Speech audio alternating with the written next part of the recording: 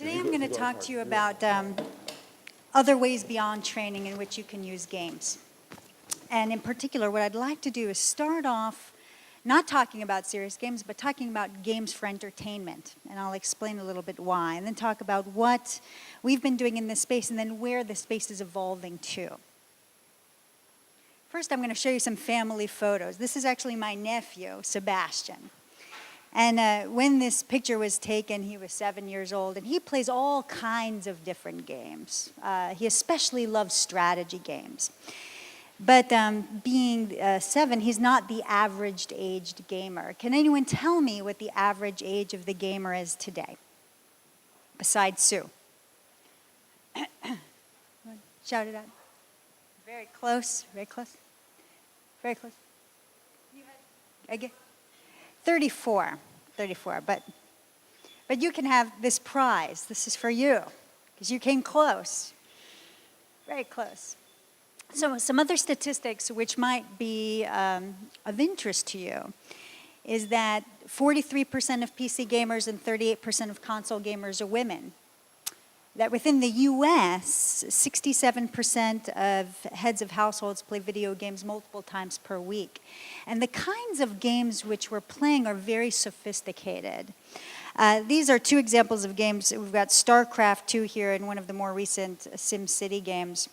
And if you think about these games, they're incredibly adept at explaining complex systems. So for example, in your typical multiplayer real-time strategy game, you're managing resources in order to nurture your civilization so you can expand your territory and best an opponent, right?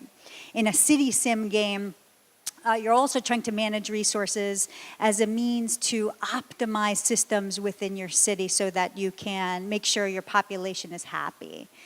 So really, what these kinds of games do, is they mirror quite a bit of complexity. Enter the realm of serious games. Now, serious games are when you use games to do more than entertain. In fact, it's a whole wide spectrum of different things, right? Listed here, from using games to market, to using games to influence people on what it is they think and they believe, all kinds of different things. But really, the holy grail for both serious games as well as gamification is the transformation of culture. How is it that you can change organizations, change values, change the way that people perceive themselves in their organizations or perceive work even using games? So gamification, for those who don't know, is when you use game design techniques in order to motivate certain behaviors in something that is typically otherwise not a game whatsoever. So I'll give some examples of both and also give you some of the challenges with both of these. So we've been in this space for quite a while now. We started off creating games for marketing, right? Because IBM sells complex systems. So we wanted to use games as a means of explaining what these systems mean for organizations. So I'm going to show you a quick video. This first game, which you'll see, is actually a game that teaches business process management to business school students. So we created this game back in 2007. And in essence, you are a consultant in a call center environment, and you are being told by your CEO that you've got overnight to figure out what's wrong with the current business process model. You've got to interview people, find out different sources of information to figure out how to change your process so that it can compete within the market. And so we created this game, we released it, and within 6 months we had over 1,000 universities worldwide downloading and using that game. So the next year we thought to ourselves, gee, is it just students and professors interested in using games to teach, right? To using games to really understand process innovation. So we released this game, we put it out on the web. It included supply chain optimization as well as traffic management, and it became our #1 lead generating asset on the internet for IBM. So we thought, gee, is this just business process management games, or can we use this kind of a medium to help explain things like smarter cities? So in 2010, we released our first city sim game where instead of creating a city from scratch, you're actually given a city with a certain set of problems, and you've got to figure out what are the different kinds of investments I can make in industries in order to evolve them and evolve my city in a certain way. So for example, I live in a town in North Carolina, and I frequently wondered, what would it take for my utility to support me buying an electrical car, plugging it into my garage, and contributing back to a smarter grid? What are the evolutionary steps that my utility needs to make in order to be able to support that kind of innovation? We've also been using games as a means to onboard and train IBMers, in particular architects, solution architects. We've been doing this for many years now, and what we have found is that when you design one of these games well, right? That's the major caveat here. When you design them well, they can actually improve retention of knowledge by over 108% in comparison to traditional means. And in fact, the Kaufman Foundation came out with a report that's freely available, which also describes this, right? And explains that it really improves on the retention of learning. Why? Because it provides a safe environment for people to fail, right, and to be able to get a better understanding as to why they need to follow certain kinds of methodologies, and really be able to understand why they need to learn specific kinds of things. What does it buy them in terms of their career? Have you read this book? Who here has read this book? Okay, this is required reading for anybody in a serious games track. This is actually, it is required reading for officers within the US military today. It is a book written in the 80s by a North Carolina author called Orson Scott Card. It's a fantasy novel about a boy who becomes the world's greatest military leader by playing games. But unbeknownst to him, he's directly affecting his environment through his gameplay. And I'm not going to say another word because it'll be a major spoiler. What's interesting about this book is that in almost every presentation I've given to defense on the evolution of serious games, this book has been brought up, right? Because in many ways it's very prophetic. I was asked to present at an enterprise architecture summit that was sponsored by the Department of Defense, the US Department of Defense. And I went and showed them everything I showed you. I showed them the business process management games, the city sim games. And I said, you know, where this technology is going is we've got a confluence where we've got very sophisticated gaming engines that can support real data and real processes within these games. We've got a demographic of the game player, which is the average age is 34 years old. So your employees, your soldiers, your statisticians, your logisticians are already playing these sophisticated games. And you can start to use these games as a means of solving problems, right? As a means of optimizing very costly processes. I said, just like an Ender'S game, you're affecting your environment. And it was interesting because right before I got up to present, the 4-star general who was sponsoring the event gets up and he shows a chart. And on this chart is a timeline with 20 different things on it. And he says, look at what has happened in this country in the last 9 months. We've had volcanoes going off in Iceland, earthquakes in Haiti, tsunamis in Japan. We've got these trade routes being compromised. He said, how can we as an organization have ever been able to be prepared for even a subset of these things on this timeline, much less all of them? And he said, but even more importantly, how can we have had a means of being able to vet our best practice with everybody we need to work with other NGOs, with other military organizations, with other countries? He said, we need to get smarter about this. Why not using serious games? So we went and I explained, here's the confluence chart that I referred to earlier, and I gave the presentation. I talked about Ender'S game. And this 4-star, he pulled me aside and he said, can you come back 1 month from now and come and show us what a game like this would look like for logistics innovation? So if you were to take a very sophisticated gaming engine and actually put real logistics data in it, right? From the ground, what could we do in terms of being able to vet our processes with others? And so I was invited back, and then 1 week before this summit, which ended up being the DARPA Innovation Summit, I get a call from his assistant who says, the general wants you to invite whomever you want from the gaming industry to make this vision a reality. If you want to invite the president of Nintendo, invite the president of Nintendo. I said, sir, it's 1 week before the summit. How am I going to get the president of Nintendo here? He says, don't worry. The invitation will come from the Secretary of Defense's office. Like, who's worrying? I'm not worrying. So I ended up inviting the CEO of a company that I had met at the Game Developers Conference in San Francisco 2 years prior. And he had created a multiplayer real-time strategy gaming engine that allows you to granularly manipulate time as a means to best your opponent. So imagine I'm playing this game, we call it 4D gaming, right? Time being the fourth dimension. You can move forwards in time, invest in a futuristic weapon, go backwards in time, obliterate your opponent. But your opponent could be going backwards in time, affect your supply chain so that you cannot evolve. So imagine you are affecting strategy in a very different way, right? Imagine playing chess with the ability to jump around time, right? You think about strategy differently when you've got that capability.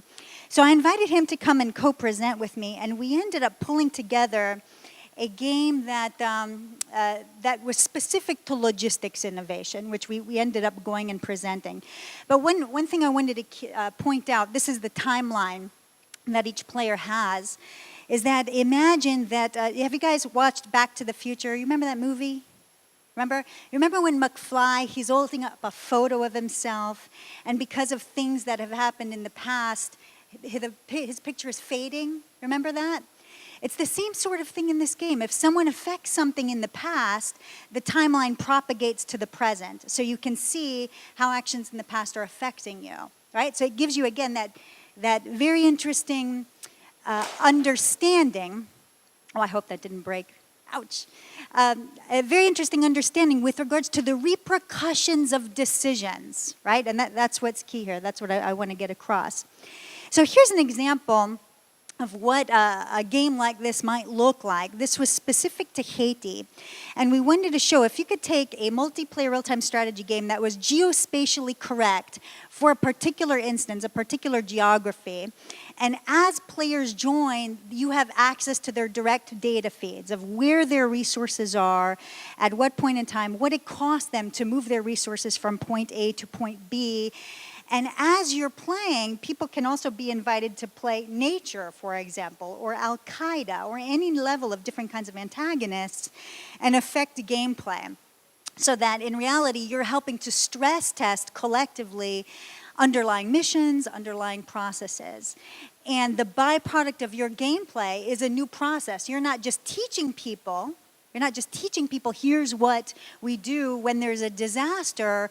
You're effectively, collectively optimizing a mission. Are you guys following me so far? Okay. So again, the holy grail with this is culture change, right? And I heard a quote from a game designer actually last week, and where he said, most employees cannot separate personal preferences to organizational needs. And what games do is it gets you out of that rut. Because when you're playing one of these games, right, you can have the responsibility for your organization's goals and have a better sense as to what the trade-offs are with regards to your decisions. They can be incredibly powerful tools. This is a taxonomy chart of what this space looks like. About 99% of the investments in serious games have been focusing here on skills training games, right? How to do a surgery, how to fly an Apache helicopter. And again, the return on investment for those is great. I mean, it either replaces or augments very costly face-to-face training. But what we see is the opportunity when you start to embed real data, real processes, and now very sophisticated artificial intelligence, you can start to make games in that top right-hand quadrant, right? Making games for strategic execution and tactical operations. again, such that the byproduct of your gameplay is you're optimizing processes. So the return on investment, the business value for those kinds of games is huge. I mean, you're not just talking about training, you're talking about underlying business case as to why you exist. Just in logistics alone, you're talking about millions of dollars, if not billions. I mean, tremendous. Additionally, I want to show here that when you start to get in this space of making games in that top right-hand quadrant, you also now have multiple stakeholders. So you're not just talking to your chief learning officer as your client, but the head of operations, right? The head of HR. This is a game which we developed called Point Recon. This again uses this time manipulation component at the very bottom, but it as a byproduct of your gameplay, you're actually helping to optimize not only logistics processes, but also reconnaissance. What kinds of analysts to process, what kinds of data feeds from which types of recon assets. So again, this is a very, very powerful tool. This is the most exciting piece that I'm actually really, really thrilled about. So where this is moving to next is that with advanced artificial intelligence, we can actually not only take in real data and real processes, but we can start to inform the rules behind a game engine. Okay, so let me give you an example. In your typical city sim game, right, let's say you've created a city with 600,000 people in it, but you've only put down 5 fire stations. Right, so fires are going to break out pretty regularly in your city, right? If it's outside of a particular radius of the fire station, those places are going to be fire-ridden. Who determines those rules? It's typically the game designer, right? Well before the game is launched out to production. So we have created an artificial intelligence called Watson. Have you guys heard of what Watson does? Yeah? You guys are like, yeah, we've heard it. Watson. So what Watson can do is it reads in a whole number of different heterogeneous data sets, right? And when it's trained in a particular way, it can deliver up answers to things like with a certain percentage level of confidence, fires are going to break out, here, here, and here, right? So imagine if you feed an artificial intelligence on particular kinds of data sets and train it, you can start to create rules behind an engine like this. So instead of saying, the game designer saying, here's how often the fires are going to break out, right? That's actually fed by data that's been trained on the building codes for that particular city, the region, how many fires typically during which seasons, right? So it gets a lot smarter. Imagine what a game like this could do for public policy, right? For municipalities, for governments, much less for defense. So very, very, very powerful again. This is a game design for city resiliency, which we did in conjunction with the United Nations. Again, using this time manipulation component, but again, fed by Watson, such that municipalities might be able to gauge when disasters happen, how resilient they can be. I'm going to now do a little segue to talk about some of the pitfalls in this space, not just for serious games, but also gamification, which is a very hot topic. What we see as being the primary pitfall, at least in serious games, are when you try to stick something arbitrarily fun to what it is you're trying to teach or what it is you're trying to relay. For example, I've had a client that has said to me, I want a game just like World of Warcraft to teach database administration. Right? Doesn't match, right? Same sort of thing with gamification is, for whatever reason, there are many organizations that are making the mistake of thinking, well, if I just put points and badges and leaderboards on something, it's going to motivate my employees to work 20 hours extra per week. Right? It's the same sort of thing. It doesn't match. Does that motivate your audience? Maybe it does, maybe it doesn't. But if you're going to be in this space, I highly recommend, and you're thinking about gamification, spend most of your time really studying your audience, thinking about what motivates them, else you'll end up with this. And this is chocolate-covered broccoli. You know, the last time I showed this chart, there were people who said, I like chocolate-covered broccoli. Is that a Finnish thing? Don't tell me. No? Okay, good. All right, so seriously though, big pitfall. So again, the way you start off with these, if you're thinking about using game design techniques as a means to motivate people, start off here, right? Really understanding your customers. Who are these people, right? What makes them tick? What do they care about?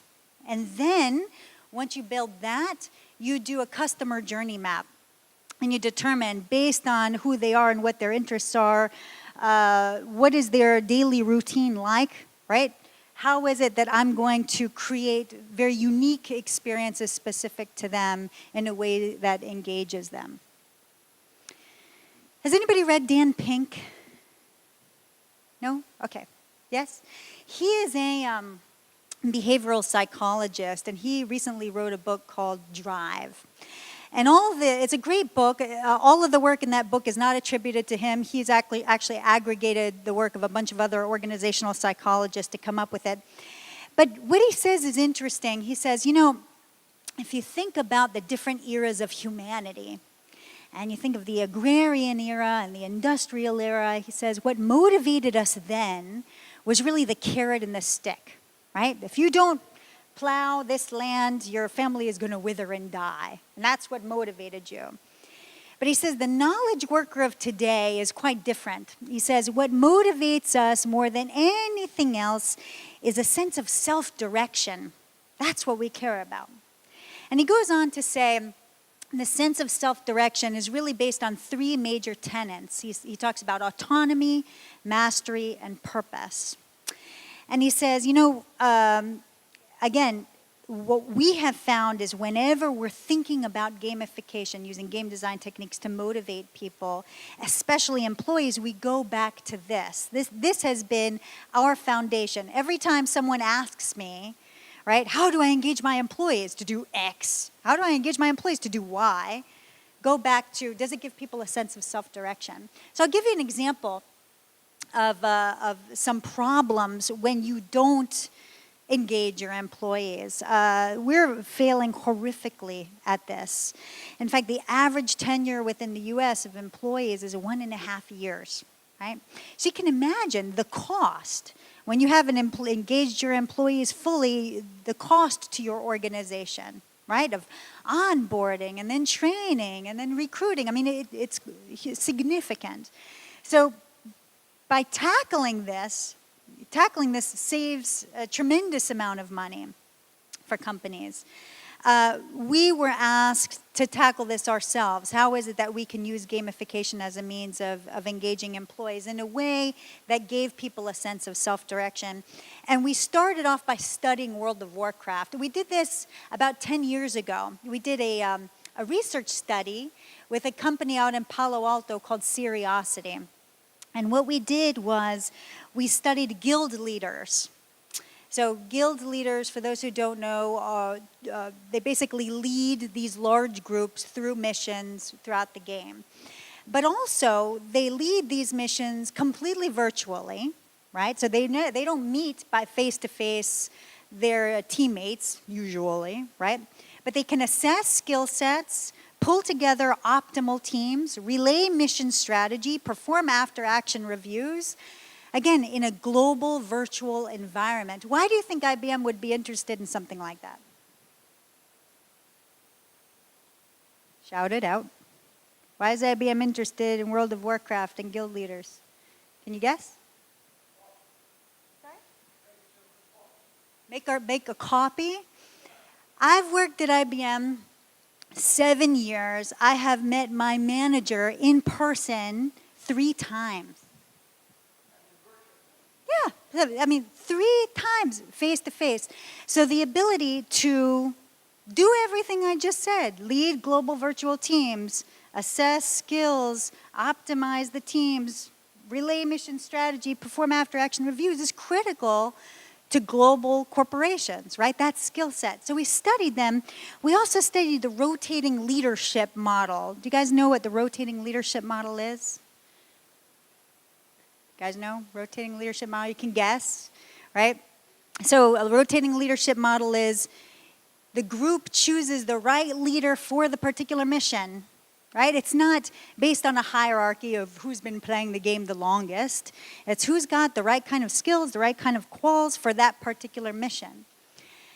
So we studied that and we decided, what have we learned from this that we can, knowing what Dan Pink said about giving people a sense of self-direction, how is it that we might take these lessons from massively multiplayer online role-playing games and use it in the realm of human resources, of talent management? And so what we did was we acquired a company called Connexa a couple of years ago. And Connexa is one of the worldwide leaders in assessment testing. So if you want to find out what kind of a leader you are, what kind of a salesperson you are, what motivates you, right, you would take you would take an assessment test. Right before the acquisition, I was having a conversation with the CEO that said, we were just about to roll out our own serious game strategy. So instead of taking an assessment test to determine what kind of a leader you would be, you'd play a game, right? Typically a casual game, something quick, right? That would determine all of these different attributes about you. So imagine that you start off by playing a game, right? And through the gameplay, it's helping to inform all kinds of different data about you, right? So imagine thousands, if not tens of thousands of data points with regards to who you are. Now imagine these data points help to inform the visual representation of your resume, okay? Now again, don't forget what I said about giving people a sense of self-direction. This is a game not out of Connexa, but from a business partner of ours called Gravitalent that created a game, a quick casual game to determine how well you collaborate on a team, right? How stressed out you get, what's your cognitive ability, how do you solve different kinds of problems, right? So just to give you a sense as to what these games can look like, right? So imagine as a byproduct of playing those kinds of games, it creates a visual representation of your resume. Now, when I say, for example, the word avatar, I don't want you to think sorceress holding the flaming sword. It doesn't have to be like that. It could be something simple like origami, right? So I play this. I like to lead through influence. I'm into IT. It, gives me all these data sets, so it says I'm a blue swan, right? And now what it tells me in a system like this, that's again informed by artificial intelligence, is as I complete missions, as I complete projects, as I complete training and certification, as I meet with mentors, the way that I'm perceived to my community and to myself changes over time, right? And just like within a role-playing game, I have multiple evolutionary paths open to me. So I can determine, if I want to go from blue swan to red dragon, which let's say is a logistics maven, I can choose that path and see what are the different kinds of projects and missions and training and mentors that I need to go and tap into in order to get on that evolutionary path. Again, taking concepts from role-playing games and mapping it to career management. And one thing I want to relay, this is powerful not only from the employee perspective, but from the administration, from the management perspective, this is very powerful because I can look down and see star performer teams, right? A sales team that's constantly meeting their quotas and see, look how many red dragons are in this team. What is it about this particular type of employee, right? What kinds of experiences did they have that made them so good, so qualified for this particular job, right? And again, this is something that can be relayed within seconds, a visual cue. You with me so far?